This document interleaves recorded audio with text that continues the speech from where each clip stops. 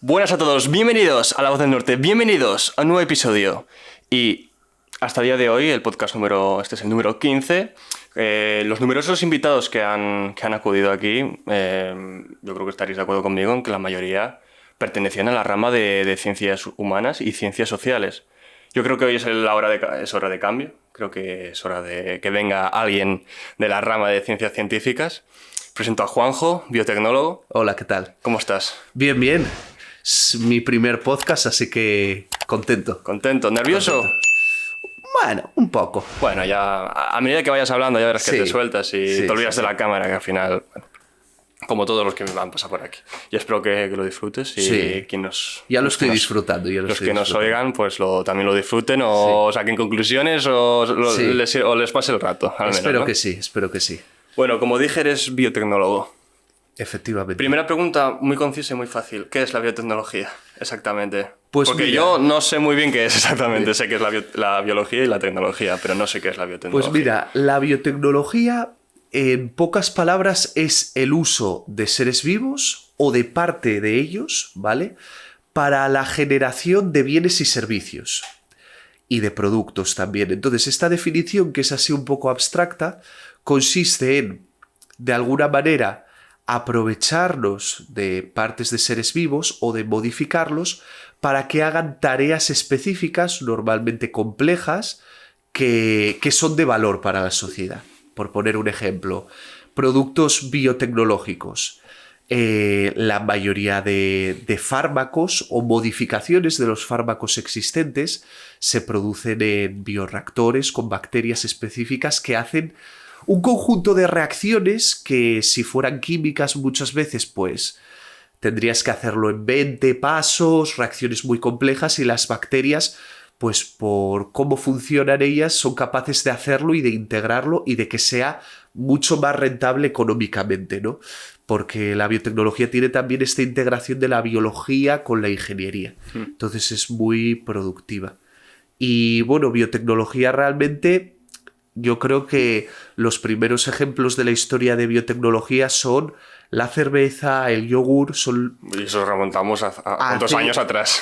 Miles de años, vamos. Y la cerveza, en cuanto a que se transforme en alcohol. Efectivamente, sí, ¿no? Es un proceso biotecnológico en el que las levaduras hacen la fermentación alcohólica y los azúcares, ¿vale?, se transforman en alcohol. ¿Usando qué? Un vector biológico, una levadura en este caso. Entonces, esos son los procesos biotecnológicos más sencillos que hacían los seres humanos sin ser conscientes de lo que estaba pasando. Ahora ya tenemos conocimiento y podemos aplicarlo para generar productos farmacéuticos, alimentarios, vacunas, por supuesto. De hecho, con la pandemia de COVID, las vacunas biotecnológicas han pasado a primer plano, ¿no? Y no solo para la parte más sanitaria, sino que también la biotecnología tiene muchas ramas en vegetal, por ejemplo. En generación de plantas modificadas genéticamente que tengan mejores propiedades o mayor rendimiento, o que, por ejemplo, puedan plantarse en un campo con una alta salinidad o resistir a la sequía, que con todo el cambio climático... A las plagas, pues, me imagino, ¿no? A las plagas, por supuesto. Por ejemplo, en el caso del taladro del maíz y todas estas plagas. ¿Taladro del maíz? Sí, es una enfermedad que afecta al maíz y, por ejemplo, hay diferentes plantas, ¿no?, que han sido modificadas por el ser humano para evitar que tengan... Que padezcan esa enfermedad, ¿no? Entonces eliminas como el agente que puede causar esa enfermedad y consigues una planta que, por tanto, el cultivo va a tener mucho más rendimiento, porque en vez de perder por la plaga el 50% del cultivo, pues vas a tener todo el cultivo, vas a tener menos pérdidas. Es todo también un balance económico, ¿no? También. Entiendo. Sobre los alimentos, ¿no? Transgénicos. Transgénicos, siempre efectivamente. Porque a mí me sale genéticos, pero es transgénicos. Sí. Más tarde entraremos específicamente en los alimentos transgénicos, pero ahora me gustaría primero acerca de cómo te empezó a interesar este campo de las ciencias. ¿Por qué te empezó a interesar la biotecnología? ¿Fue algo que desde pequeño ya tenías claro a la hora de estudiar? ¿O fue un poco surgido ya cuando vas acabando el bachillerato, estás en la ESO? Sí, bueno, yo en mi caso siempre tuve mucha curiosidad por la naturaleza en general cuando era pequeño y tenía mucha curiosidad por saber de la naturaleza, de los animales, las plantas, los volcanes, ¿no? Siempre fui muy inquieto y tenía mucha curiosidad. Y después ya cuando vas creciendo, estás en la ESO y tal, pues yo me moví un poco de ese interés por los animales a por la biología en general. Me empezó a gustar, lo tuve más o menos claro en la ESO. Y cuando hice el bachiller, pues me gustaba mucho la física, me gustaba también la química, entonces intenté buscar una carrera en la que pudiera aglutinar biología, bueno, todas las ciencias básicas, ¿no? Y la biotecnología se ajustaba bastante bien y bueno, tenía bastantes expectativas, ¿no? No voy a decir laborales, pero sí expectativas de futuro. Es un sector en auge, ¿no? El biotecnológico, con relativamente muchas salidas. Nuevo, aunque hayamos visto la cerveza y el yogur. Efectivamente. O sea, la biotecnología moderna como tal surge en los años 70. En los años 70. Los años 70, cuando se desarrolla una tecnología que es tecnología del ADN recombinante. Que estos palabrejos lo que significan es que teníamos la habilidad de coger trozos de material genético y de pegarlos y ensamblarlos y generar una unidad nueva y diferente, ¿no? Que es lo que es la tecnología del ADN recombinante. Entonces es como coger cosas a la carta y unirlas en un todo. ¿Y ese todo, por ejemplo, qué podría ser? Y ese todo, por ejemplo, podría ser... Si puedes poner un ejemplo, sí. Sí. Para que la gente lo entienda. Son como moléculas, ¿vale? Que en este caso de material genético es el ADN, que bueno, no todos, ¿vale?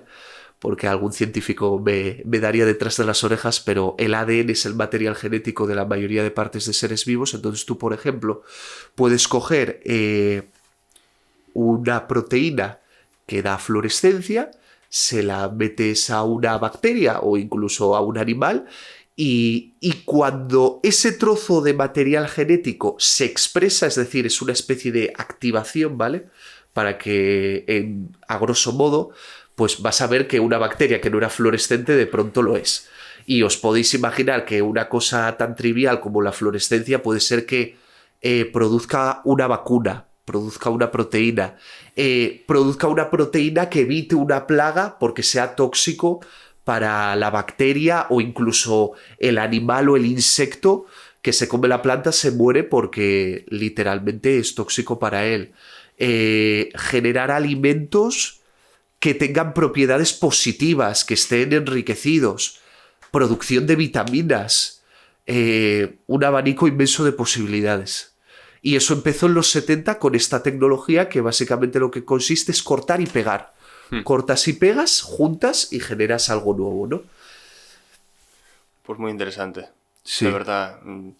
A ver, suena un poco... Es difícil de entender, ¿vale? Es difícil de entender. Coger cachos de partes de ADN o de... Efectivamente. Y juntarlos y funcione. Claro. Porque suena un poco como a Frankenstein, ¿no? Cogiendo partes de cada tal. Es que es literalmente eso. O sea, es aprovechar la información de distintos seres vivos y combinarla. Al final, porque la gente cuando me dice, bueno, ¿y qué es el ADN, no? Concretamente, porque también es una pregunta que se puede hacer. Tenemos la mente la doble hélice. La doble hélice, sí, del ADN. Para que lo entendamos, es información. Es lo que es como si fuera un disco duro de información, ¿vale? Y esa información no solo importa la información en sí, sino en qué orden esté. Y por tanto, si coges información de distintos seres vivos, evidentemente puedes crear algo nuevo, como si quieres montar un coche o una moto, pues coges diferentes piezas, ¿no? Sí. Pues esto es lo mismo, ¿no? Y partiendo de un coche X, pues con la tecnología del ADN recombinante, que en la que se basa la biotecnología, lo que acabas haciendo es generar un coche tuneado, con mejores prestaciones, ¿no? Entonces, bueno, por ahí van los tiros de la biotecnología, aunque sea así un poco difícil de explicar, pero se basa en eso. Cuando decides ya estudias en la Universidad de Oviedo. Efectivamente, sí. Y bueno, primero quiero preguntarte acerca de esta etapa. ¿Cómo fue estudiar? ¿Te gustó? ¿Cómo fue la carrera porque al final la universidad a muchos les encanta, a otros lo odian, igual es por el estrés de los exámenes, no es estrés de los exámenes. A ver, a mí la etapa me gustó, la verdad. Gustó, y me ¿no? lo pasé en grande, solo que claro, hay que ser conscientes de que sobre todo los primeros años son duros, porque además suelen poner las típicas asignaturas que son más hueso, ¿no? Es un cambio muy importante, sí, ¿no? Muy importante también. Yo tuve la suerte de que previamente había hecho, aunque me quedé en la Universidad de Oviedo, yo hice el bachillerato internacional en el Jovellanos en Gijón.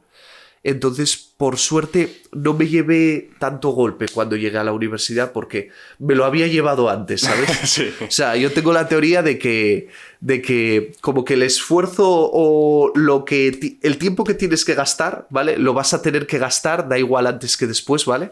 Ni se crea ni se destruye. Entonces, bueno, lo adelanté un poco en bachiller y no fue tan traumático para mí en la universidad. Pero sí, por ejemplo, en Oviedo era bastante dura química. Sí, química será bastante dura.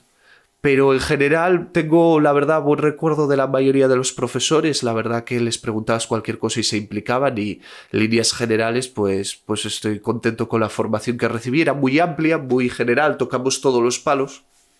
Pero me gustó porque yo creo que para el futuro, para el mundo al que vamos, evidentemente te puedes especializar, pero no, tampoco el mercado laboral creo que demande algo ultra especializado. Mejor igual saber un poco de todo, ¿no? Relacionado a una rama, que no... Que tengas una formación general y después te especialices, pero que no empieces de mano muy especializado, porque muchas veces para resolver un problema muy complejo, los problemas de hoy en día, incluso necesitas saber de otras cosas, ¿no? Incluso se valoran en disciplinas científicas pues gente de humanidades que pueda aportar otra perspectiva, ¿sabes? Incluso en el trabajo, en cualquier tipo de trabajo, siempre se demanda a alguien con una especial, como una esponja, ¿no? Que absorba de todo que y sepa pueda un poco coordinar de todo. los equipos, sí.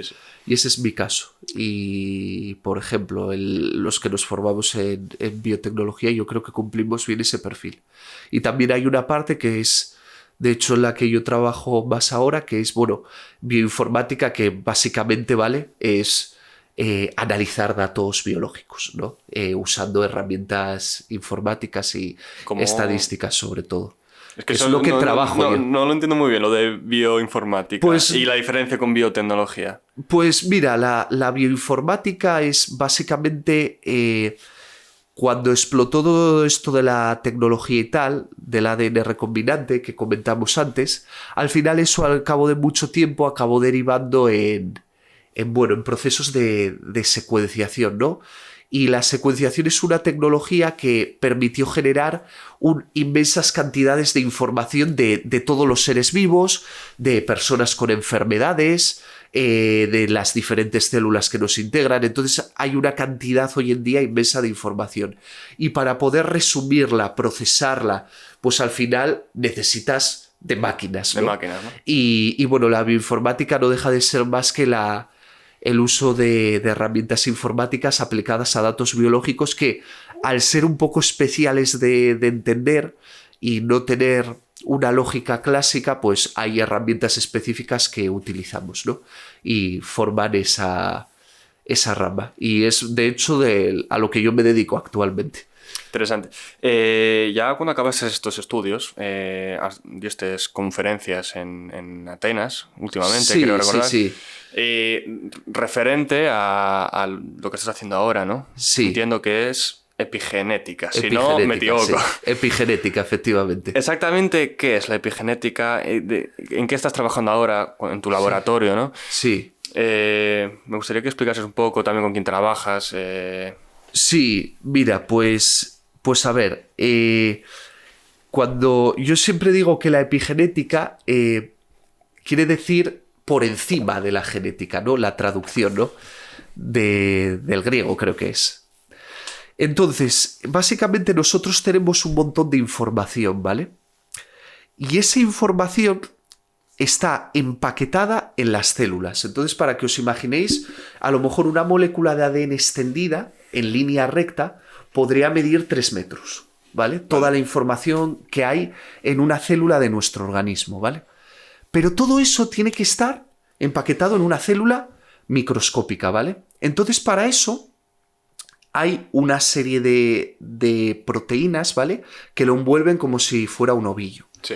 Y esto yo siempre lo explico porque todas las células de nuestro organismo tienen la misma información, el mismo ADN. Son iguales, entre comillas. Entre comillas, pero si sois realistas, un ojo no se parece en nada Claro. a la piel.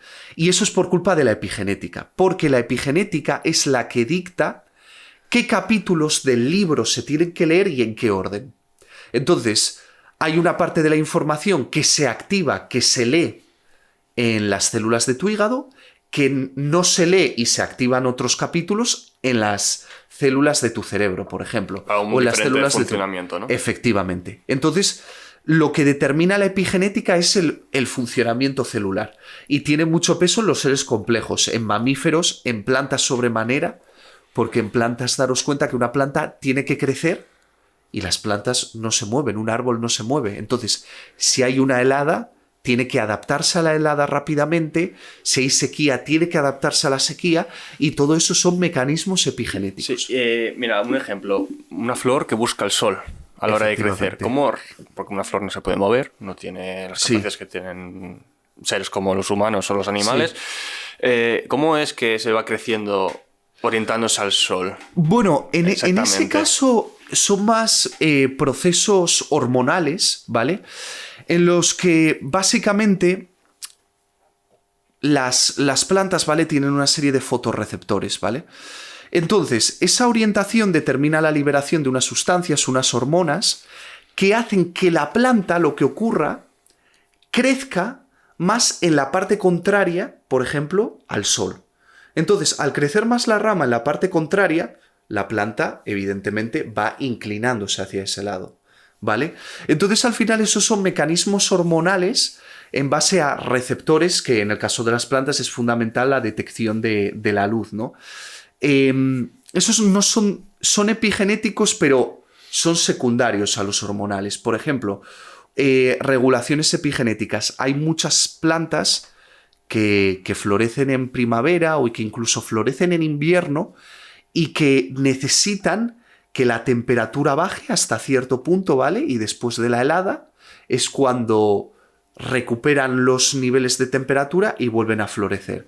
Pues esos son todo mecanismos epigenéticos, concretamente de metilación del ADN, que ahora explico un poco lo que es.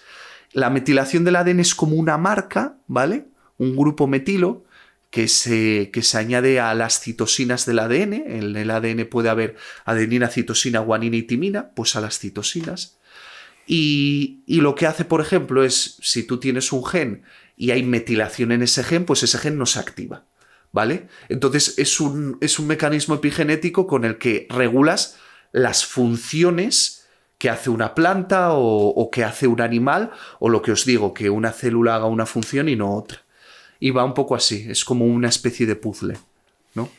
Hay un estudio que me dijiste que estabas haciendo acerca de cómo un bebé antes de nacer, sí, creo recordar, sí. Cómo puedes saber unas determinadas condiciones genéticas o algo así me habías comentado. Sí, es un estudio en el que realmente lo que sabíamos previamente es que los niños, por ejemplo, nacidos de madres que tienen obesidad o que tienen, por ejemplo, diabetes, ¿vale?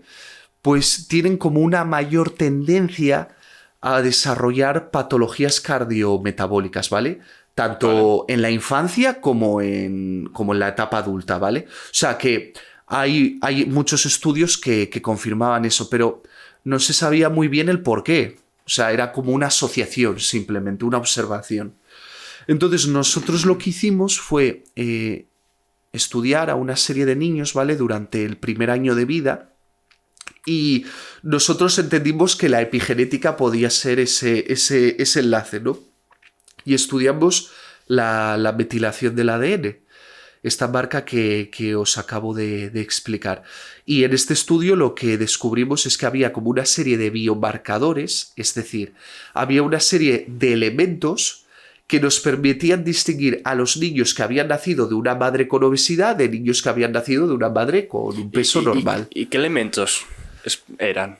¿O Pues, cómo lo sabíais exactamente? Pues mira, nosotros usamos técnicas avanzadas para estudiar la metilación. Para que os deis cuenta, analizamos como 1 millón de posiciones en el ADN, ¿vale? Sí. Y analizamos su metilación en ese 1 millón de posiciones aproximadamente.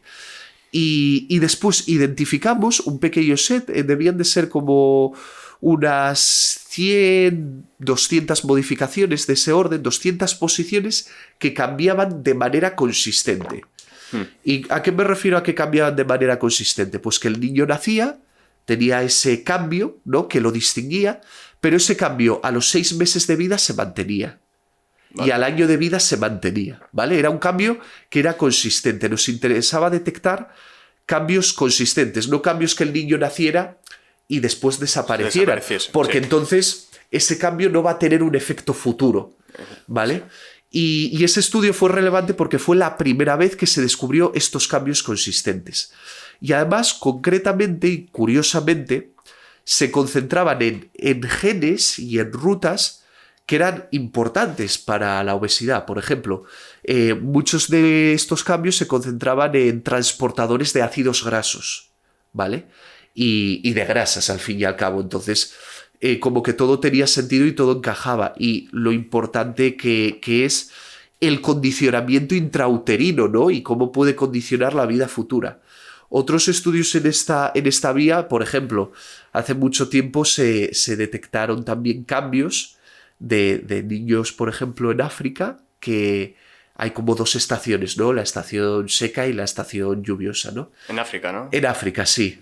Entonces, en función de si los niños nacían en una o en otra estación, pues tenían más tendencia a acumular, por así decirlo, o a retener una mayor cantidad de nutrientes, ¿no? Porque como en la época lluviosa había más abundancia... Sí, y menos sol, ¿no? Entiendo. Efectivamente, y los que habían estado la mayor parte de su exposición uterina en la etapa seca, que hay mayor limitación de alimentos y tal, pues eso sí que tenían una tendencia a absorber o a retener más nutrientes, ¿no? Y bueno...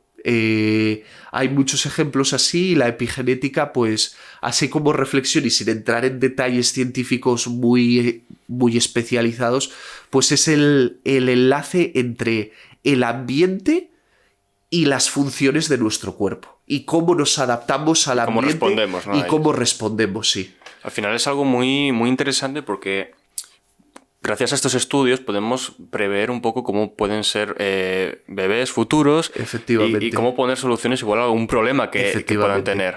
Saberlo antes de que lleguen al mundo, ¿no? Incluso. Sí, porque ya lo sabes y esperamos que futuros estudios que continúen la línea también que hemos empezado, pues analicen estos cambios en profundidad y vean, oye, hay alguno que puede ser incluso diana terapéutica y que puede evitar, ¿no?, ese condicionamiento negativo, porque si naces de una madre obesa, pues bueno, poco puedes hacer para evitarlo, ¿no? Pero la utilidad de esto es que sembramos la semilla para estudiar estos marcadores, estudiar estos genes y poder revertir ese condicionamiento. Entonces, es la primera semilla de grandes pasos futuros. Hay otro estudio que me comentaste en el que estabais trabajando, que era acerca del cáncer.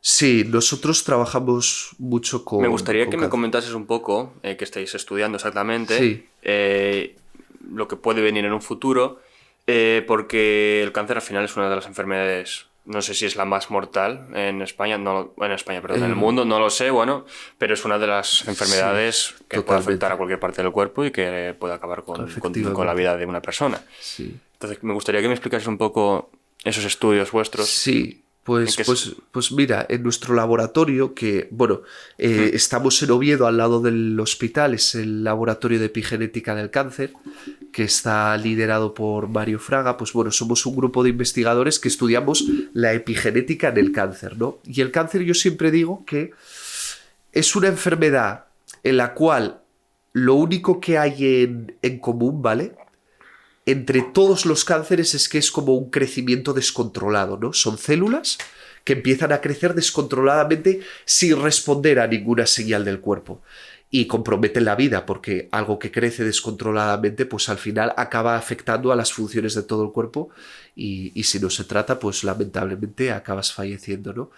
La cuestión del cáncer es que, aparte de eso, realmente el cáncer son cientos de enfermedades, ¿vale? Diferentes. Sí. Porque el cáncer es muy específico por todo esto que he comentado de la epigenética del tipo de tejido. Entonces, un melanoma, por ejemplo, no tiene nada que ver con un hepatocarcinoma o con un carcinoma de colon, ¿vale?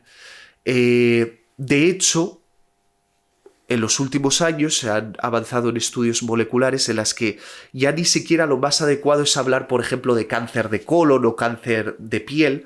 Vamos a cuáles son las características moleculares de esos tumores y los diferentes subtipos que hay dentro de cada tumor. ¿Cuál es la...? Igual es una pregunta muy tonta. Sí. Pero bueno, entre un tumor y un cáncer, ¿cuál es la correlación? ¿O es lo mismo? ¿O es una manifestación de un cáncer diferente, un tumor? ¿O...? Bueno, porque al final un tumor lo asociamos como a un bulto, ¿no? Que te sale sí. o... Pues mira, el cáncer en sí es la manifestación de la enfermedad, ¿no? Entonces, cualquier célula que crece descontroladamente, ¿vale? Realmente es una transformación que nosotros decimos neoplásica. Entonces, la diferencia entre tumor y cáncer, pues es un poco terminológica. El tumor en sí es un crecimiento celular descontrolado que alcanza un cierto tamaño, ¿vale? Que es apreciable, ¿vale?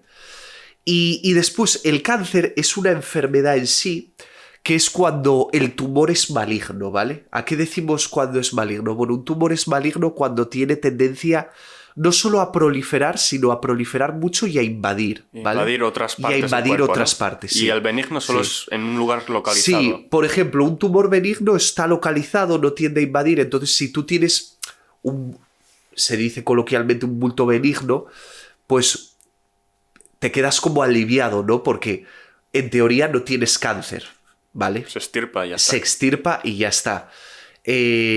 Claro, lo que ocurre es que los tumores benignos en verdad son una parte de la transformación para que entendáis, ¿no? Un poco, una célula tiene que acumular en más de 100, 200 mutaciones, ¿vale?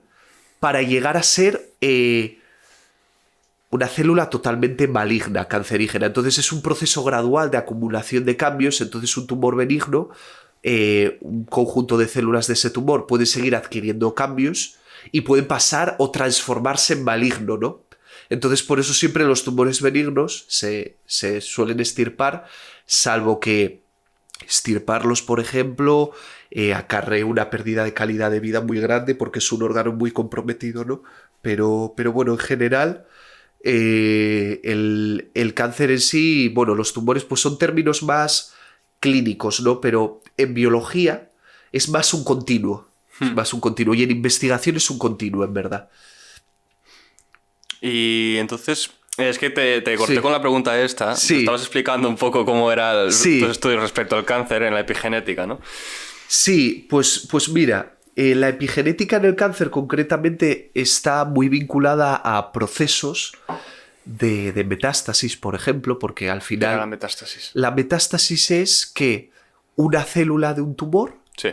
decide migrar, Vale. pasar al torrente sanguíneo, llegar a otra parte del cuerpo totalmente Infectar ahí la diferente otra parte. y instalarse ahí y crece un tumor secundario, Sí. ¿vale? Entonces, cuando eso pasa, es una metástasis, ¿no? Del tumor primario, del tumor original, ¿de acuerdo? Entonces, todos esos cambios que tiene que experimentar el tumor para realizar metástasis son todo cambios epigenéticos, porque se tienen que encender y apagar una serie de genes. De hecho, en el proceso de migración, la célula tiene que abrirse paso, entonces tiene que producir unas proteínas y enzimas que lo que hacen es digerir lo que tienen alrededor, tiene que desplazarse, pasar al torrente, sobrevivir, porque todas las células inmunes están constantemente preparadas para destruirlas, pasar desapercibida, llegar al punto instalarse y hacer el camino reverso. En vez de destruir, comenzar a construir. Entonces, es una transformación en la que tiene que ir en un sentido, pasar desapercibida, ir en sentido contrario, y todos esos cambios, pues al final son todos procesos epigenéticos. Vale. Son todo procesos epigenéticos. Y después, eso por un lado, la metástasis. En el laboratorio trabajamos mucho con el tema de biomarcadores que nos permiten, por ejemplo, identificar si un cáncer de próstata, un cáncer de vejiga, cáncer de colon, cáncer de pulmón, también hemos trabajado, va a responder o no a un tratamiento. Si va a funcionar el Si va a funcionar. ¿No? También qué pronóstico tiene. Y recientemente hemos hecho un estudio de tiroides bastante relevante, ¿vale? Porque el cáncer de tiroides, bueno, es... la tiroides ya en sí es un, eso te iba a preguntar, porque órgano... la tiroides la asociamos como una enfermedad que te pasa que te hace engordar, ¿no? Sí, sí, pero también hay muchos cánceres de tiroides, ¿no? Bueno, no es el cáncer más frecuente, evidentemente, pero es un órgano que también tiene cáncer y es un órgano muy importante porque, como tú bien has dicho... Es la glándula tiroidal. Glándula tiroidea. ¿Dónde se encuentra en el cuerpo? Se encuentra aquí, sobre... ¿no? Sí, por el cuello, vamos, aproximadamente. Y esta glándula, ¿no? Produce una serie de hormonas tiroideas que son fundamentales para... Bueno, control de crecimiento, control metabólico. En Asturias siempre ha habido mucho bocio, ¿no? Por esa ausencia de consumo de productos yodados, ¿no? Que es con lo que se fabrica, entre comillas, las hormonas tiroideas, ¿no? Y bueno, el bocio hasta hace no muchos años, pues era también endémico de determinadas partes de Asturias, ¿no? Por falta de ingesta de yodo. Y ya volviendo al tema del cáncer de tiroides, el problema es que se hacen una serie de punciones, ¿vale? Y se absorbe un poco de líquido con células para saber si el cáncer es benigno, es maligno, ¿vale? Pero hay una serie de punciones que eran indeterminadas, ¿no? Que no se sabía muy bien y ante la duda siempre operas, ¿vale? El problema es que de esas indeterminadas, que podrían ser entre el 20, el 30, incluso el 40% del total, el 80% eran benignas y no hacía falta operar. Claro, daros cuenta que extirpar la tiroides, claro, tiene unas consecuencias. Vas a tener que hormonarte externamente toda la vida. O sea, tiene consecuencias graves para tu calidad de vida. O sea, controlables médicamente, no vas a morir ni nada parecido, pero tu calidad de vida va a disminuir. Entonces, básicamente encontramos una serie de biomarcadores que a partir de estas punciones nos permitían decir, oye, de estas pruebas que son inciertas con los métodos tradicionales, vamos a ir a métodos más avanzados y distinguir cuáles van a ser benignas o cuáles van a ser malignas. Y así solo operar aquel conjunto específico de pacientes que lo necesita. O por ejemplo, imagínate, tú tienes una neoplasia en la tiroides que es benigna y a lo mejor dentro de 8 años se convierte en maligna, ¿vale? Pero ¿qué pasa? Que esos 8 años pues has tenido una ganancia de calidad de vida porque no te han quitado la tiroides. Claro. Entonces, bueno, eso es una aportación que hicimos bastante buena desde el punto de vista de la epigenética. Estos estudios, más o menos... Medicina de precisión se llama, o sea, es ir a la personalización total del paciente. Y de cómo se comportará, ¿no? Y cómo el cáncer, el tumor en el futuro. Cómo se comportará, si el paciente va a responder a este fármaco o... Y mirar los posibles tratamientos. Efectivamente. Uno de los tratamientos más conocidos del cáncer es la quimioterapia. Efectivamente. Me gustaría, si conoces cómo funciona. Sí. ¿Cómo funciona la quimio? Pues porque mira, es algo que a las personas les da mucho respeto, porque normal. Al final tenemos la imagen de la pérdida de cabello y de vello facial, también el cansancio, vómitos, mareos. ¿Cómo se comporta la quimioterapia? ¿Qué es la quimioterapia? ¿Qué te introducen en el cuerpo al final, no? Claro. Pues mirar, cuando explicaba un poco qué es el cáncer, decía que lo único que, entre comillas, que tienen en común todos los cánceres es que proliferan descontroladamente. Entonces, la quimioterapia son una serie de agentes químicos que matan las células que se dividen. Sin control, ¿no? Entiendo. O todas las células que todas se dividen. Entonces, ¿qué pasa? Las células del cáncer son las que más se dividen y son las que más resultan afectadas. Claro, pero por eso pierden pelo la gente con quimioterapia, por eso tienen vómitos, porque hay efectos secundarios muy graves. Hay muchas células en nuestro cuerpo sanas que también se ven afectadas. Por ejemplo, los epitelios, ¿vale? ¿Qué es un epitelio? Sí. La piel, el estómago, intestino, ¿vale? Todos estos signos de vómitos. Daros cuenta que todas esas células se tienen que renovar constantemente. Claro, la quimioterapia también les afecta.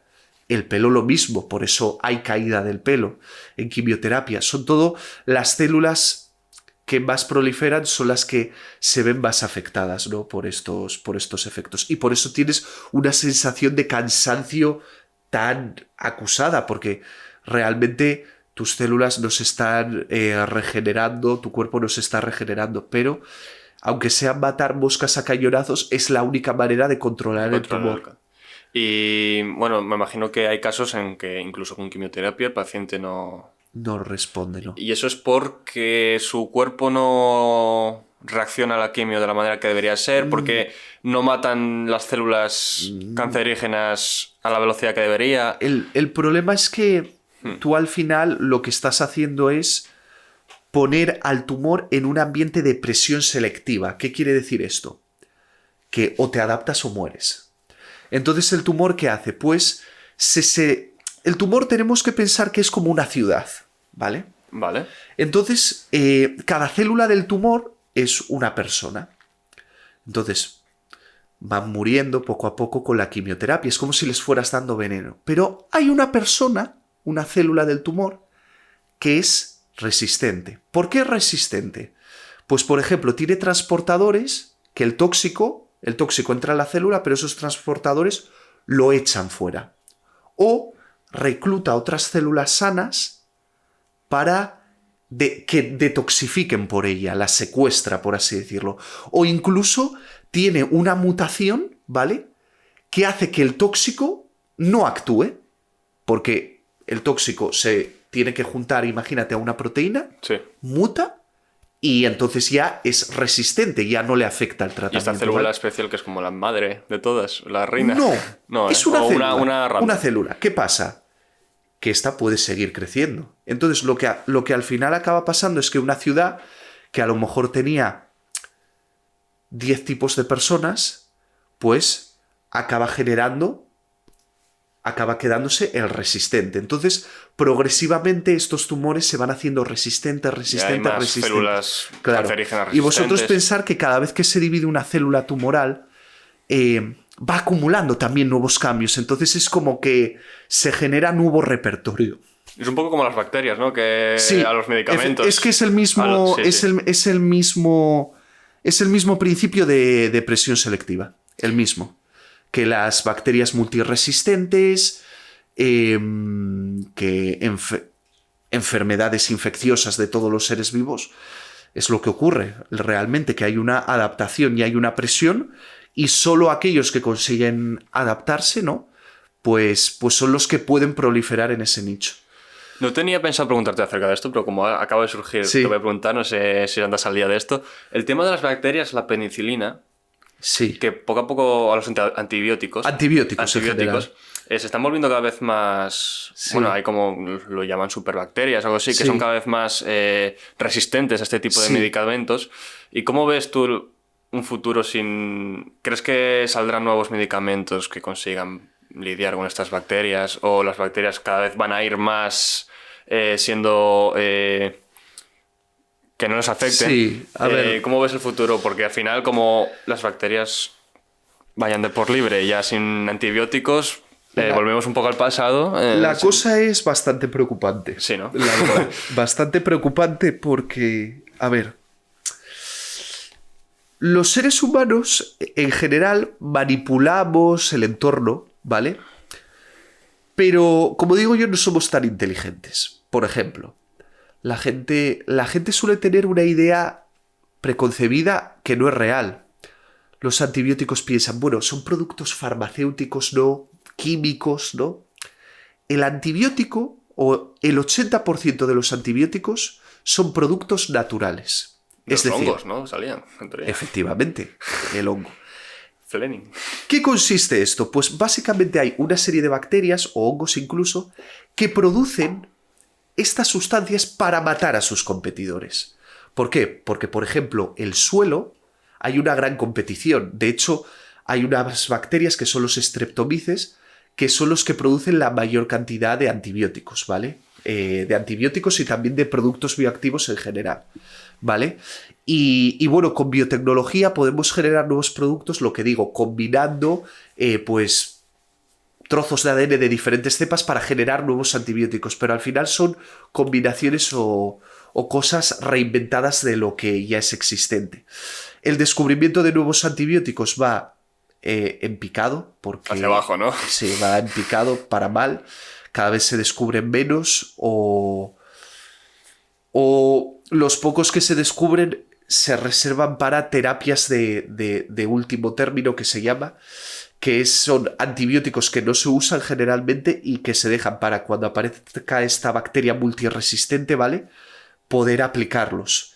De hecho, estos antibióticos además tienen la casuística de que muchos de ellos pues, son fotosensibles o tienen un periodo de vida o de actividad y tienen que conservarse en condiciones muy precisas, ¿vale? Entonces eso es una capa de complejidad mayor. Pero sí, el problema de las bacterias multiresistentes va en aumento y la verdad que tiene mala pinta porque hemos usado los antibióticos sin control para tratar gripes, para tratar infecciones víricas. Antibióticos para tratar infecciones víricas. Sí. O sea, no tiene sentido eso, ¿no? No tiene sentido, pero durante el siglo pasado se usaban para todo, aunque no tuvieran sentido. Después, por ejemplo, los animales en la industria veterinaria, hasta hace no muchas décadas, se le daba de manera preventiva casi antibióticos, claro, para que no se pusieran enfermos por si acaso. Entonces, ¿qué acabas haciendo? Pues acabas causando resistencias. Y además las bacterias hacen una cosa que se llama transferencia tanto horizontal como vertical de genes. Es decir, la tecnología del ADN recombinante que comenté anteriormente la aplicamos nosotros porque las bacterias la aplican entre ellas. Ellas se pasan trozos de información y lo integran en su material. Entonces, ¿qué pasa? Que hay muchos estudios que han descubierto que en nuestro intestino hay multitud de bacterias multiresistentes y que actúan sin ser patógenas, o sea, están ahí, sí, son multiresistentes, no hacen nada malo, actúan como una especie de reservorio, ¿no? De lugar donde estas resistencias se van acumulando, ¿vale? Y después a lo mejor llega una bacteria patógena y hay esa transferencia de esos genes y es cuando las bacterias patógenas también van adquiriendo estas resistencias. No solo por presión selectiva, sino por transferencia. Es como si compartieran información las bacterias. Y también se ha descubierto que en suelos contaminados o en ambientes contaminados hay mayor tendencia a encontrar estas bacterias, tanto bacterias multiresistentes como bacterias productoras de antibióticos. Es una cuestión muy curiosa. Bacterias productoras de antibióticos. Sí, bacterias productoras de antibióticos. ¿Por qué? Porque una bacteria en un entorno contaminado, ¿vale?, tiene que ser resistente a ese entorno contaminado. Y siempre digo lo mismo, que parece evidente, pero como concepto es bastante importante. Para que una bacteria produzca un antibiótico, tiene que ser resistente a ese antibiótico. Claro. Entonces, todos estos conceptos de ecología microbiana son complejos, pero explican por qué ahora hay tanto auge de estas resistencias, ¿no? Por un mal uso nuestro, un uso indiscriminado, décadas atrás. Ahora ya se está controlando más, pero claro, el problema está aquí.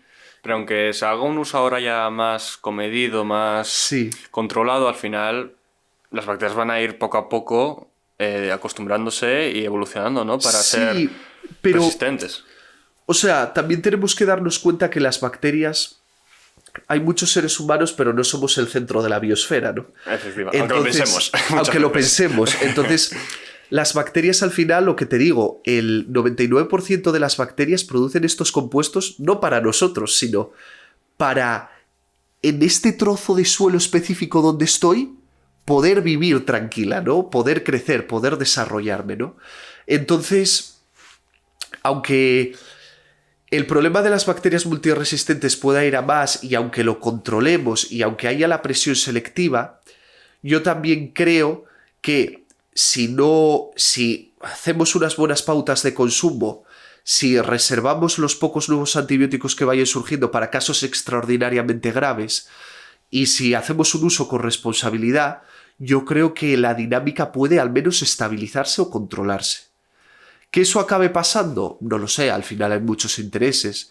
Evidentemente a la industria veterinaria y farmacéutica le interesan comercializar estos productos, entonces hay muchos intereses económicos también más allá como de siempre, esto, va a haber. como siempre. Entonces no es una cuestión solo de concienciación, que tiene que haber concienciación cívica también, y por favor, que nadie que tenga gripe se tome un antibiótico. Que nadie que tenga gripe se tome un antibiótico porque no le va a servir de nada. O sea, las infecciones de virus no se curan con antibióticos, ¿vale? Nunca. Como tú para curarte una bacteria, ¿no? Una infección bacteriana no te tomarías un antifúngico, ¿no? Como para... no... Otro método que también se popularizó mucho en Estados Unidos es inyectarse, ¿qué era? Para lo de la lejía, ¿no? Como lejía para lidiar contra el COVID-19. Bueno, quien quiera que lo haga, ¿no? Pero que lo haga, pero quizás, bueno, lidiar con el COVID vas a lidiar. La vas a palmar tú y el COVID, concretamente. O sea, tampoco... 100% efectivo. 100% efectivo, claro. Claro. Entonces, depende de cuál sea el objetivo. Depende de cuál sea el objetivo, claro. Si te quieres hacer una doble kill, ¿no? Claro, una doble kill y ya está. Claro, en terapia lo más complicado es conseguir matar selectivamente a la bacteria, al hongo, al cáncer, minimizando los daños propios. Te voy a preguntar acerca de otra cosa que tampoco tenía pensado preguntarte, pero al final esto es así. Hongos. The Last of Us 2. ¿Sabes por dónde voy? Sí. Humanos. ¿Por dónde vas? Cordyceps, creo que era, ¿no? El Cordyceps. A ver, en la naturaleza, de verdad, no en el videojuego existen, que afectan a hormigas, por ejemplo, a otros organismos. ¿Que llegue a mutar y llegue a afectar a un humano? ¿Es posible? ¿No es posible? Es una probabilidad ultra remota. Es una ¿No tenemos que probabilidad preocuparnos? ¿O sí? Baja. Uf, pues me preocupas, ¿eh? Baja. Muy baja. ¿Por qué? Porque pensar que al final los Cordyceps están especializados en infectar a insectos. Fundamentalmente. Desconozco si hay alguna especie, porque realmente es un género que tiene multitud de especies, ¿vale? Desconozco si habrá alguna que no infecte a invertebrados, ¿vale? O sea, que infecte a vertebrados como nosotros. Lo desconozco, la verdad. Pero por eso creo que es baja la probabilidad, porque no digo que sea cero, digo que es baja porque al final hay mucha diferencia entre un insecto y nosotros, evolutiva, de funciones. Nosotros somos vertebrados, ellos invertebrados. Pero sí que la problemática de los hongos sí que es muy interesante. Porque va en relación a lo que acabo de comentar, y es que cuanto más parecidos seamos, más problemas hay. ¿A qué me digo con esto? Una bacteria está muy separada de nosotros, ¿no? Entonces, es más probable que un antibiótico que actúa contra una bacteria tenga menos efectos nocivos contra nosotros, porque somos muy diferentes, ¿vale? ¿Qué pasa? Que los hongos están más próximos evolutivamente que las bacterias. Los hongos son eucariotas, como nosotros, tienen núcleo, ¿vale? En las células. Eucariotas y procariotas. Eucariotas y sabéis procariotas. de biología, que debéis haber estudiado. Las bacterias no tienen núcleo, ¿vale? Sí. Pero los hongos sí que lo tienen, ¿vale? Como nosotros, ¿de acuerdo? Entonces, son mucho más próximos y de hecho hay muchos menos antifúngicos que antibióticos, antibacterianos, mejor que antibióticos, ¿vale? Entonces es esa problemática de la terapia específica y dirigida. ¿Por qué? Porque si tú intentas matar la proliferación de un hongo y, claro, su ribosoma, que es el que produce las proteínas de la célula, es mucho más parecido al tuyo. Entonces, mayor incidencia de efectos secundarios. ¿Y cuál es el problema? que encima las pocas diferencias que hay, a nada que mute ese hongo, ya ese antifúngico ya deja de tener esa utilidad, ¿no? Entonces, tienes muchas menos debilidades sobre las que actuar cuanto más cercano sea a ti. Lo mismo pasa con el cáncer y los efectos secundarios de la quimioterapia. Claro. Por eso tiene esos efectos secundarios tan nocivos, realmente, porque estás atacando la proliferación de células cancerosas, pero son células humanas, al fin y al cabo, ¿no? Entonces, por ahí van los tiros. Y en el caso de las hormigas y insectos, que se ven afectados por este tipo de hongos, el hongo controla el cuerpo del insecto. Sí, es capaz de alterar sus patrones de comportamiento. Y tienen un comportamiento como si actuasen de normal, son más, digamos, más zombies las hormigas en este caso. A ver, yo sinceramente... Me imagino que no serán super hormigas, como se ven en las películas. El término zombie quizás, o sea, no es de todo correcto, porque no es el zombie que pensamos, pues, del de Last of Us, que está chetado, ¿no? Está chetado, sí. No es ese concepto, pero sí que afecta su comportamiento y vosotros pensar que las hormigas, por ejemplo, actúan mucho por feromonas, ¿vale? Ellas dejan un rastro, es, por así decirlo, una colonia, todas sus funciones están jerarquizadas, ¿vale? Y no tienen tanto albedrío individual, ¿vale? No se comportan de manera unificada, ¿no? Lo mismo pasa con las abejas, con las colmenas, ¿vale?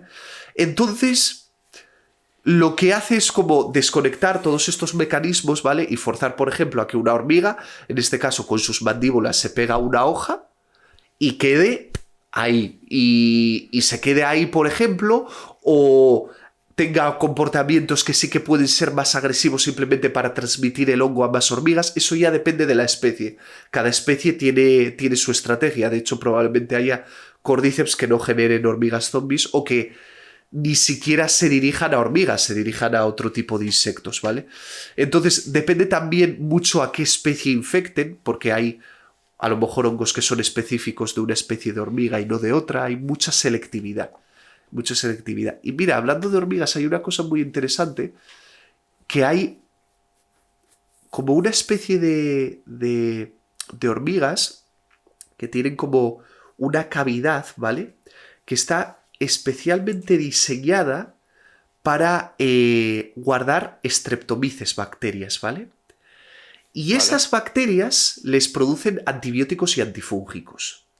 Y esto lo hacen porque estas hormigas, ¿vale? Cultivan hongos. Entonces, lo que hacen, tienen un cultivo de hongos, ¿vale? Y tienen estas bacterias en su abdomen para protegerlas del hongo o de posibles infecciones, porque... Y así están totalmente seguras. Para las tienen como en su abdomen. Infecciones exteriores. Sí, y lo que hacen es cultivan el hongo, ¿vale? Y es su alimento. Entonces son hormigas que, por así decirlo, cultivan, ¿no? Es increíble la evolución, ¿no? Y las hormigas son muy curiosas, sí. Bueno, ya vemos cómo se organizan, ¿no? Todas totalmente. Un hormiguero, las clases que tienen, los roles que tienen cada... Es una locura. Sí, pero hay una clase de hormigas que cultiva, que hacen sus propios cultivos de hongos. Curioso. Pues te voy a hilar esto de los cultivos con un tema bastante polémico. Sí. Al menos en el pasado, incluso a día de hoy, que es el de los alimentos transgénicos. Sí. Que son alimentos modificados genéticamente, ¿no? Sí. Para, como tú dijiste al principio, para adquirir, pues igual, resistencias a plagas, resistencias o conseguir mayores beneficios. Sí. ¿Tú crees que con estos alimentos nos puede dar cáncer, como dicen muchas personas? ¿Son un atentado contra la seguridad mundial, etc? Sí, ¿no? Yo soy bastante tajante en esto, ¿vale? En lo de los alimentos transgénicos. Yo no he visto una bola más ridícula en mi vida. O sea, que es una gilipollez. Es una gilipollez. Porque hay una cosa que se suele aplicar en ciencia, que es el principio de precaución, ¿vale? El principio de precaución quiere decir que cuando no se conocen los efectos de algo porque es muy nuevo, conviene esperar un tiempo, analizar los efectos y luego proceder a su uso rutinario, ¿vale? Vale. Es principio de precaución, ¿vale? Claro, el problema de los transgénicos es que hay mucha gente que piensa que son nocivos y que hay que seguir aplicando el principio de precaución indefinidamente. A ver, más de... ¿Cuántos llevamos ya? 50 años, ¿no? Prácticamente, o más incluso. 50 años desde que hay alimentos modificados genéticamente, ¿vale? No ha habido ninguna publicación en una revista científica de renombre, y mira que se han hecho estudios, que haya asociado mínimamente la ingesta de alimentos modificados genéticamente con el desarrollo de cáncer, de ningún tipo. Y te aseguro que hay... ¿De cáncer o de algún... De cáncer o de cualquier enfermedad, ¿no? Sí, bueno, comenté el... No hay ninguna evidencia. De hecho, hubo un estudio que fue muy polémico, que alimentó esto, que claro, veían como una ligera evidencia. Y claro, la revista claro, pidió explicaciones y tal, porque muchos investigadores intentaron reproducir sus resultados y no se reproducían. Es decir, tú probabas lo que hacían y no. Y bueno, después se descubrió que estaban los resultados manipulados, que no era real, que había intereses de algunas organizaciones antialimentos transgénicos, porque siempre se señalan mucho los intereses de las farmacéuticas o de otro tipo de industrias, que existe, pero también hay un interés por la parte contraria. Y ese interés, pues, fuerza mucha desinformación. Y la realidad es que ningún alimento modificado genéticamente, ¿vale?, aprobado, ninguno, incrementa ningún riesgo de ninguna enfermedad. Aparte de que, como dijiste, hay fases, ¿no? De prueba, sí, de estudio. Además, yo siempre comento esto, yo me fío mucho más de un alimento modificado genéticamente. Porque sabes cómo es, al final. No es porque sepa cómo es, porque sé los controles que pasa. O los controles que ha tenido que pasar. ¿Por qué? Porque tú me vendes un alimento supuestamente ecológico, un arroz supuestamente ecológico, que has plantado en un campo, que tú dices, está aquí, tranquilo, vale. Cuidado, ese campo tal. tiene arsénico, el arroz acumula ese arsénico, que es una planta que acumula, y te estás comiendo un arroz con una alta concentración de arsénico. Y lo vas acumulando gradualmente. Y esos alimentos no han pasado ni la mitad de controles que ha tenido que pasar para ser aprobado un alimento modificado genéticamente. Por eso yo soy justo lo contrario. Yo me fío mucho más de esos alimentos, porque sé que han tenido que pasar unos estándares de control mucho mayores. Y después es ridículo. Es ridículo porque los alimentos modificados genéticamente no deja de ser lo que todas las diferentes variedades y razas que surgen de animales y plantas, en vez de hacerlos en 100.000 años, ¿vale?, en esas escalas de tiempo reducirla a una escala de decenas o pares de años, ¿vale? Nadie se imaginaría decir, no voy a comerme fabada o no me voy a comer faves asturianas porque es un alimento modificado genéticamente de la fava original, ¿no? De la alubia original. De la alubia, ¿no? sí. A nadie se le ocurriría en su sano juicio, ¿no? Pues esto es exactamente lo mismo, de verdad, exactamente lo mismo. Y yo creo que no es tanto perjuicio para nosotros, porque realmente para las sociedades desarrolladas, que haya alimentos modificados o no, para ser honestos, es totalmente irrelevante. Es una cuestión que sí que puedo comprar, que es puramente comercial. El problema es que, para mí, hay muchas sociedades en países en desarrollo, ¿vale?, que están además muy afectadas por el cambio climático, por la sequía, que se podrían estar beneficiando o haber beneficiado años atrás, ¿vale?, de cultivos mejorados para resistir a la sequía, para resistir a la salinidad y para evitar hambrunas que al final nos acaba repercutiendo, porque si la gente no tiene que comer en África o no tiene que comer en países del sudeste asiático, va a acabar migrando.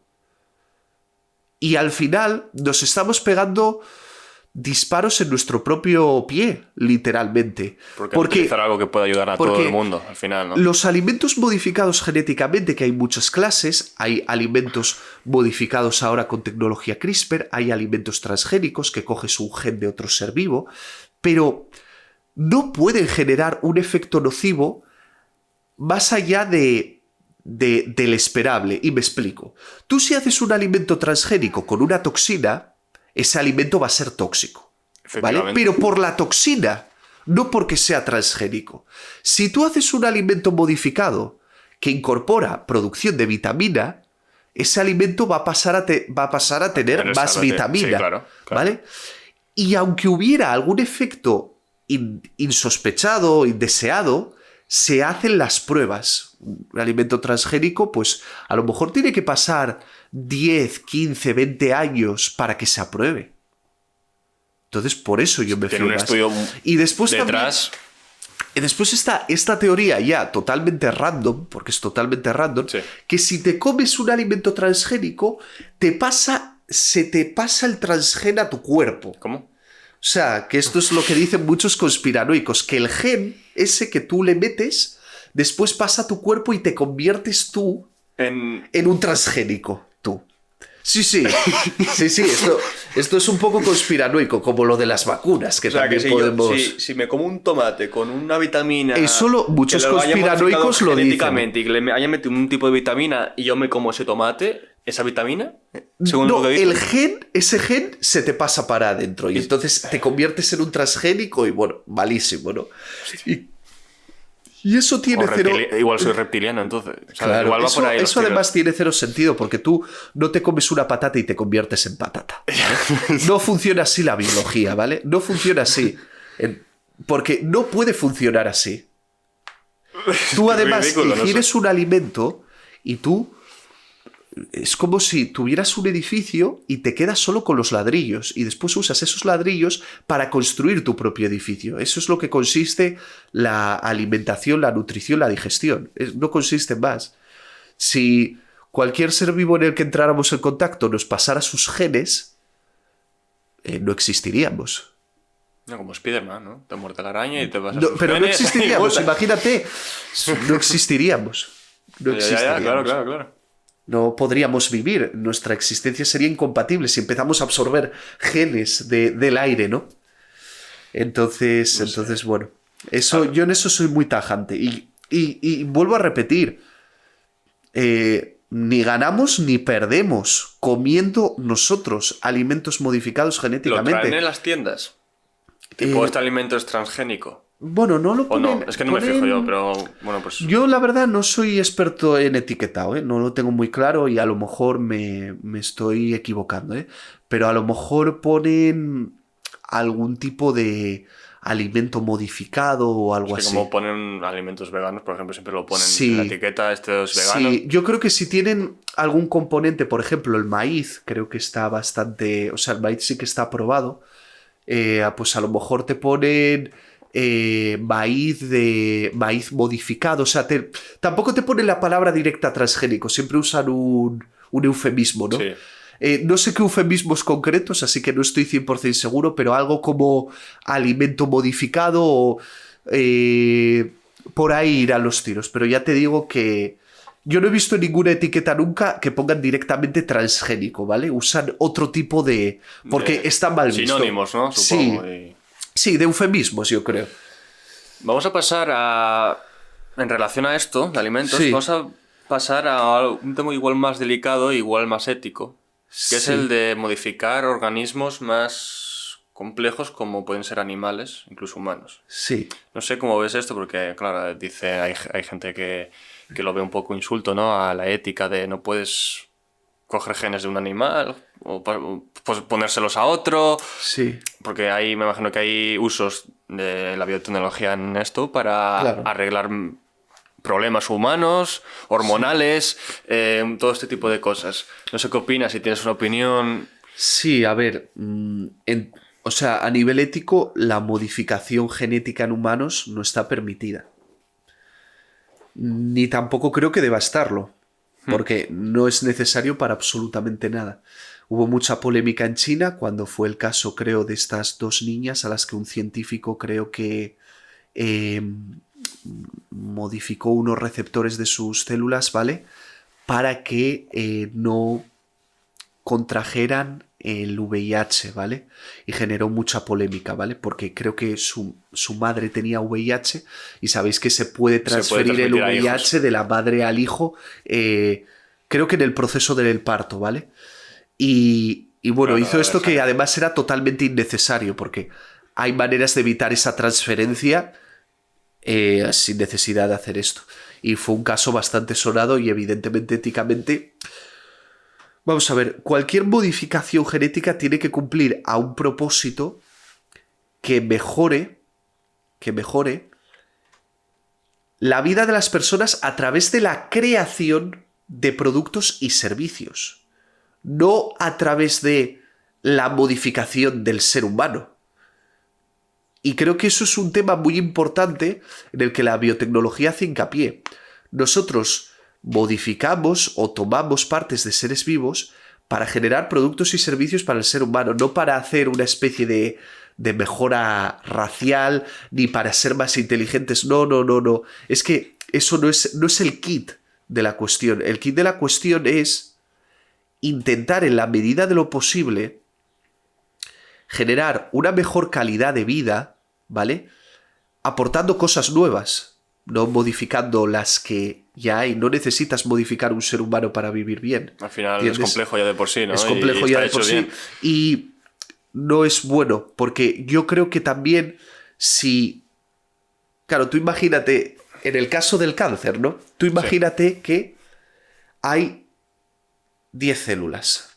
Vale. Y entonces hay una que es ligeramente superior, ¿vale? Superior, ¿a qué me refiero superior? Pues que en este ambiente X, ¿vale?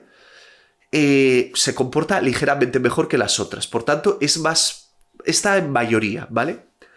Imagínate que tú lo que hicieras sería eliminar a las otras, ¿vale? Porque la otra es mejor en este ambiente. Vale. Llega la terapia, una terapia que no es el ambiente al que está acostumbrado, muere, el cáncer se desaparecería, ¿vale? Claro. La biología nunca funciona así. Por eso yo digo que cuando se dice lo de usar tecnologías para mejorar las características, ser más fuertes, ser más inteligentes... Sí, un poco de película, ¿no? Suena es eso, un poco de película. Aparte hacer un superhumano, ¿no? Aparte de que no es muy factible actualmente, y aparte de película, eso es una visión tuya muy parcial de lo que asegura una mejor supervivencia de la especie humana. Es como decir, todos tenemos que ser de 2 metros. Bueno, durante la evolución humana... Muchos homínidos vivieron en cuevas y sobrevivieron en cuevas. A lo mejor en esa época vivir 2 metros no era algo bueno.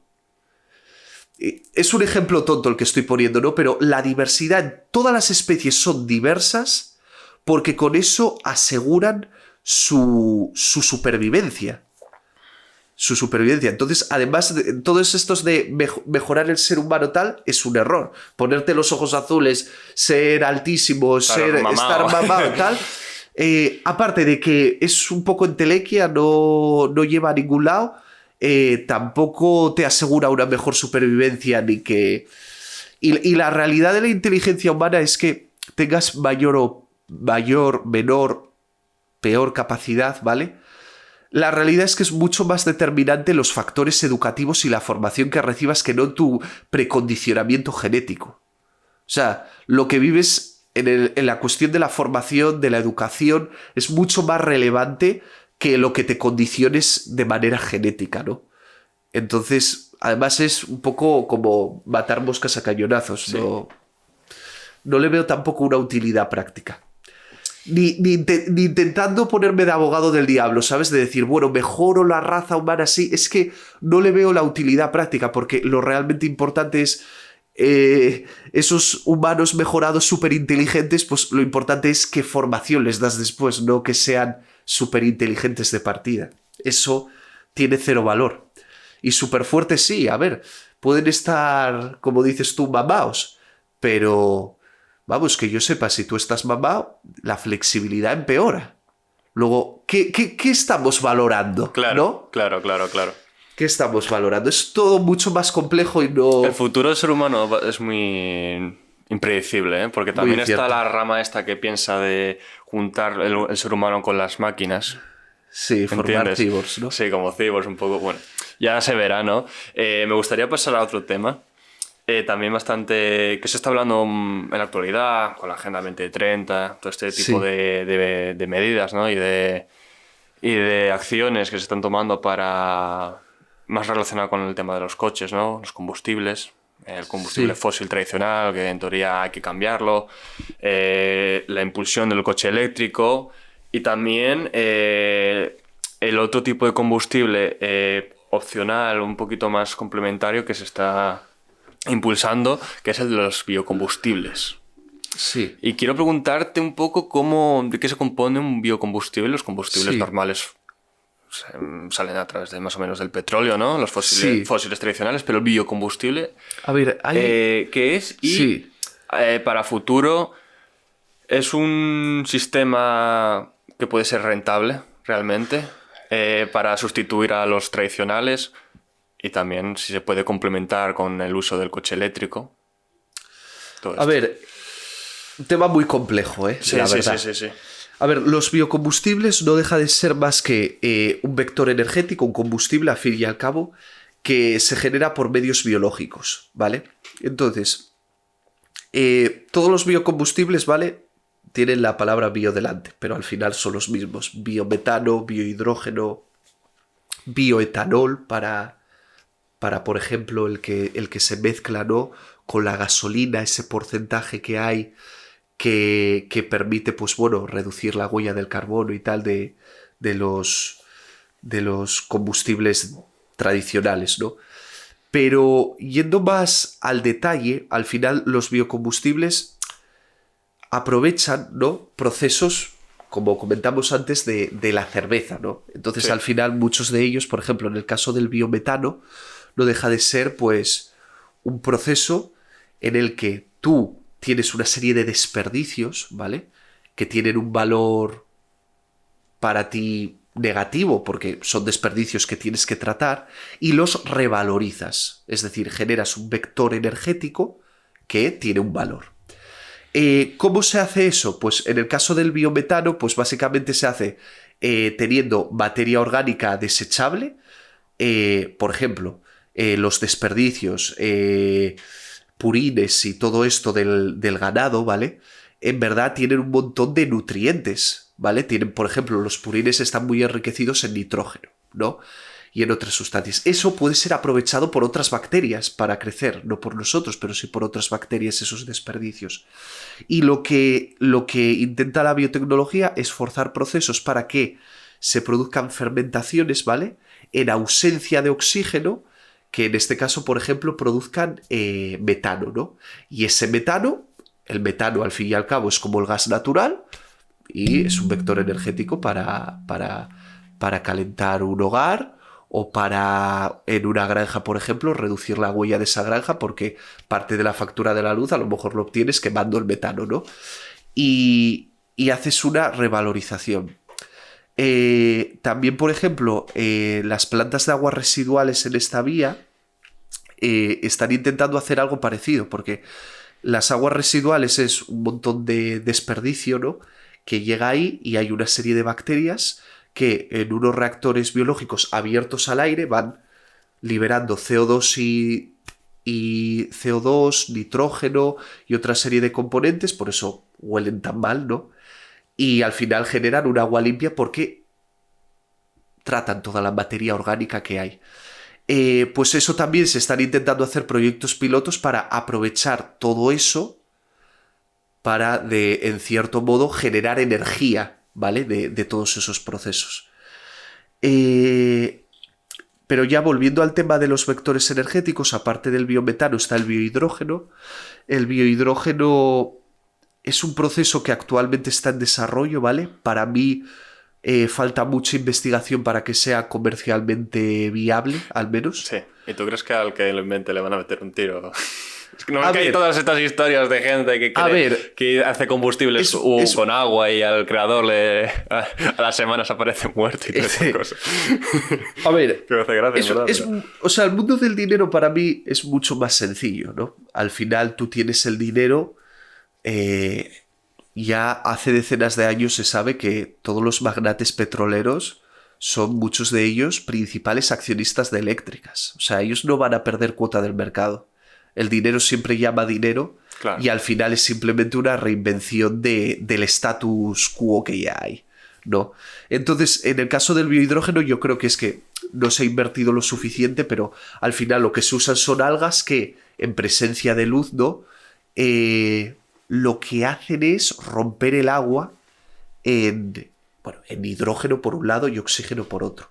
Lo hacen con una enzima que es la hidrogenasa, ¿vale? Vale.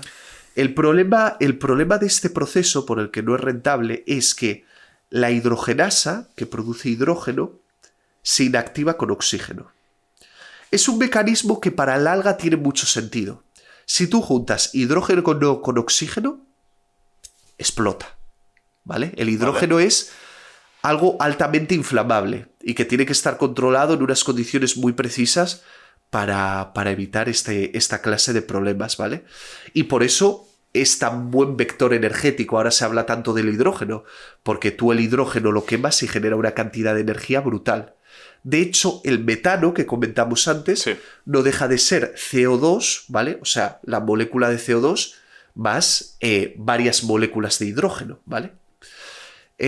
Bueno, y volviendo un poco a lo que comentaba, claro, el problema es ajustar la hidrogenasa. Porque claro, el alga no quiere explotar, entonces produce un poco de hidrógeno, pero también produce oxígeno paralelamente. Entonces, cuando los niveles de oxígeno suben mucho, la hidrogenasa se para y empieza a usar otro metabolismo partiendo del oxígeno que ha producido. Es como un balance, ¿de acuerdo? Y lo que se está intentando es manejar esa hidrogenasa y modificarla para que sea cada vez más insensible al oxígeno. Y después, en estos cultivos con estas algas, intentar no separar de la mezcla el hidrógeno y el oxígeno, que eso también es otra dificultad.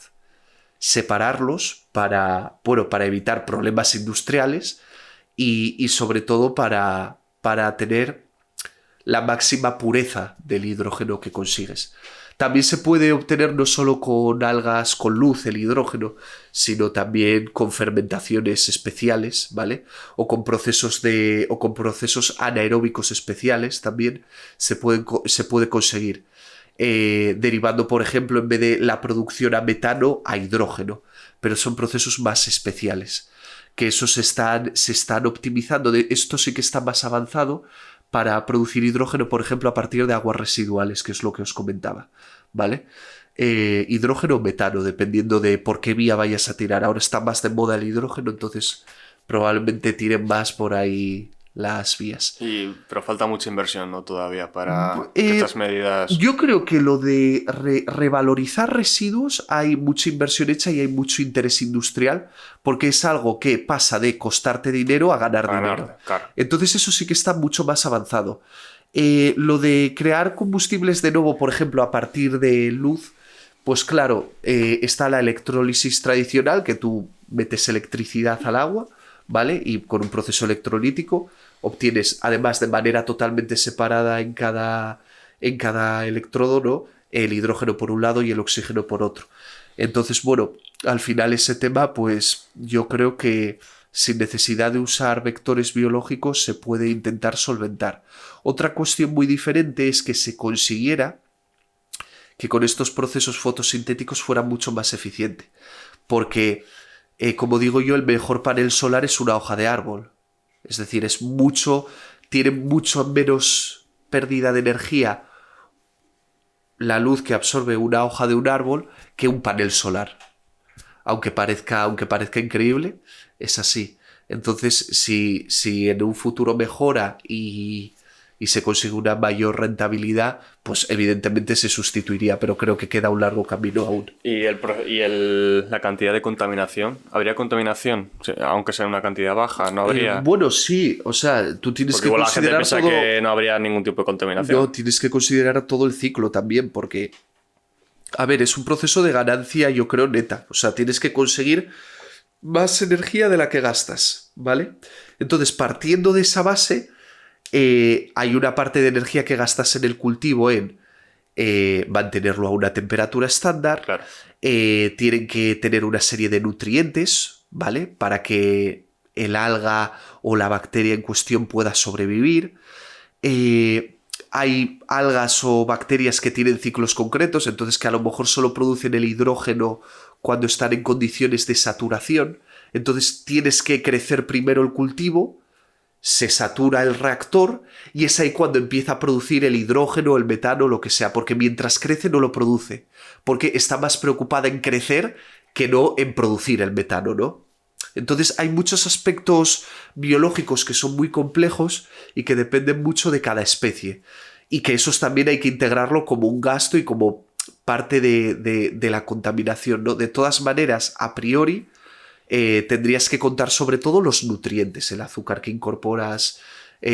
Bueno, en este caso no es azúcar, pero todos los residuos que incorporas tienen una huella. Sí. Entonces, bueno, todo eso lo tendrías que tener en cuenta a la hora de analizar el ciclo de vida o lo que contamina ese biocombustible. Pero evidentemente va a contaminar infinitamente menos, ¿no?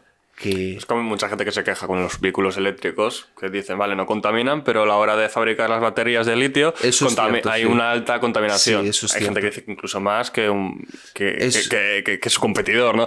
No sé si es el caso. No sé si estás metido en eso. No. O sea, no me refiero a eso. En el caso de los vehículos eléctricos, las baterías de litio son altísimamente contaminantes, ¿vale? Porque el proceso de minería extractiva del litio es muy contaminante y después tienes que considerar todo el paso de... Ahí sí que tienes que contar el transporte del litio. O sea, es un proceso muy complejo. Ahora, que sea muy contaminante o igual de contaminante, no creo que más contaminante que un coche de gasolina. No soy un experto, pero no creo que un coche de gasolina de diésel que lleve 20 años en circulación, pues yo creo que al final se tiene que notar. El problema del coche eléctrico no es tanto que contamine más la fabricación del coche y que después contamine menos, sino de dónde viene esa electricidad, porque si viene de térmicas... Claro, al final si tú estás contaminando tienes un eléctrico, ¿vale? Sí. Y tienes uno de gasolina, ¿vale? Y la electricidad que enchufas al eléctrico, como pasa en Alemania, viene de infinidad de centrales térmicas. Sí. Lo que está pasando es que ese coche eléctrico en realidad está contaminando el doble. Porque el origen de esa electricidad es la clave. Depende de un proceso químico industrial que contamina. Ahí sí, porque el coche eléctrico va a contaminar más que su homólogo de combustión normal, porque cuesta más hacer la batería, contamina más la batería, pero es que encima, si después esa electricidad no es limpia, pues no estás arreglando nada. Entonces, el foco es la fuente de electricidad, más que si es eléctrico o no. De hecho, los de hidrógeno para mí tienen mucho más futuro. Más futuro, ¿no? O sea, serían la alternativa limpia ideal si el hidrógeno viene de fuentes renovables. Claro. Volvemos a lo mismo. Se desarrolla esta industria, ¿no? Sí, además yo creo que es un vector muy bueno porque el hidrógeno acumula mucha energía. También valdría de metano, ¿eh? Que eso se descarta muy fácil. El hidrógeno... de gas, bueno, los que hay ahora, de hecho, vehículos de gas, ¿no? El hidrógeno es la combustión de hidrógeno es la que se utiliza en los despegues aeroespaciales, quizás. Creo que sí. Bueno, es que me suena mucho. Usan hidrógeno con algunos aditivos extra que son normalmente secretos y tal, pero sí es hidrógeno porque es la mejor fuente de energía, sí. Pues para ir acabando con este podcast, te voy a hacer una pregunta. ¿Tú lees? Esa es la primera. Yo es que leo mucho en el trabajo, entonces llego a casa y no tengo ganas de leer, la verdad. Entonces, pero libros leíste a lo largo de tu vida. Sí, vale. hace. Pues te voy a preguntar por un libro. ¿De ficción o no ficción? O sea, puede ser narrativo o puede ser más de documentación, ¿no? Y de informativo. ¿Qué recomendarías? ¿Qué me recomendarías a mí o a cualquiera que nos esté viendo? A ver. Uf, Es una muy buena difícil, pregunta. ya lo sé que es muy difícil la De pregunta. documentación informativo el libro. O narrativo, ¿eh? O Uno que diga narrativo. que recomendases, como quieras. A mí tu libre juicio. A mí, vamos, esto es de entretenimiento, ¿eh? Pero toda la serie de libros de Carlos Ruiz Zafón a mí me encantan. Todos. A mí me encanta cómo escribe y tal. Hay un libro de ese escritor que lees en clase, en secundaria, creo. No sé... Bueno, yo es que me leí varios. O sea, independientemente de eso, yo me leí bastantes libros de Carlos Ruiz Zafón y a mí me gusta mucho ese escritor. Porque la creo que verdad. voy a decir una burrada. ¿El príncipe de la niebla era de Zafón? Sí, Sí, Sí, Ah, sí. Era ese el que se leía en Sí, sí, secundaria. Entonces. sí. Pero leí más, pero ya te digo, hace muchísimo que no leo porque es que llego de trabajar, llego reventado, literalmente, me paso el día muchas veces leyendo artículos científicos o tal y digo yo, ya cubrí el cupo de lectura. Y un artículo científico, página científica de información para alguien que quiera seguir al día noticias de biotecnología, científicas en general. Pues mira, Y esto sí A que me ver. lo apunto yo.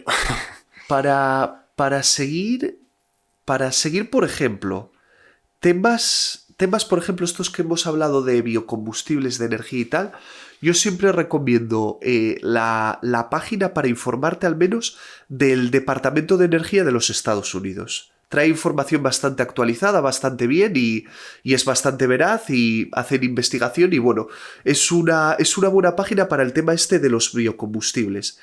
Para el tema este de salud hay buscadores especializados de literatura, ¿vale? Hay uno que es PubMed, que es donde buscamos los artículos científicos.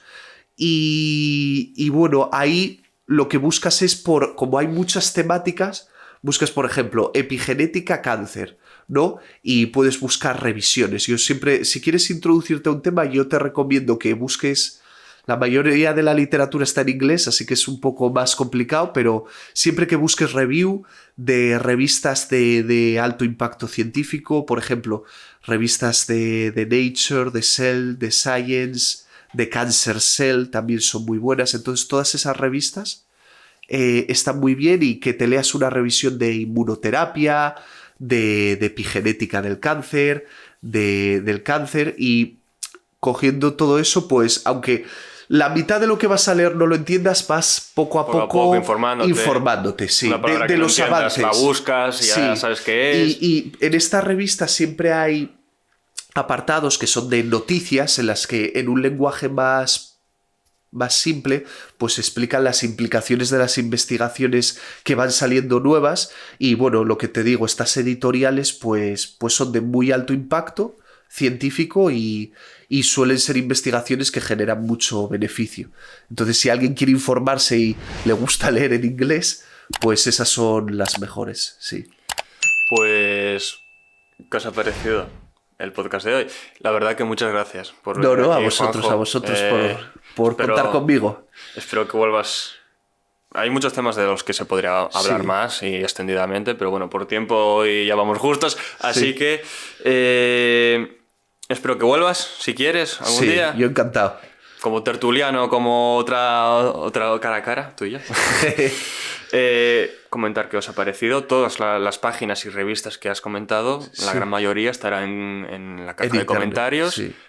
Pondremos un enlace para que las visitéis, les echéis un ojo y bueno, miréis qué os parece. Sí. Y nos vemos en el siguiente podcast. Pasarlo bien, ser buenos y cuidaros. Chao. Chao.